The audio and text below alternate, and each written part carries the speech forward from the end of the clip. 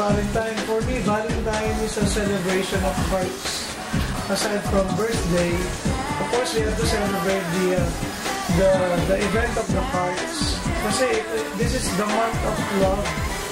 Pag sinabi natin kasi love, it is universal eh. So kasama yung family, kasama yung friends. So for those people na medyo bitter kasi wala silang partner on this Valentine's Day, okay lang yan. Kasi there is so many things that you could do it. There is so many outlets. You give your love to your friends, to the people around you, to your family especially.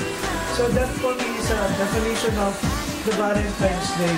We have to celebrate even if we don't have partner or hindi pa tayo, wala pa tayong kasama sa buhay. Pwede tayong lumabas kasama ng mga friends, so go out with them. Especially, targeting nyo yung friend nyo na walang kadate. Pag walang partner yan, sila yung magandang kasama.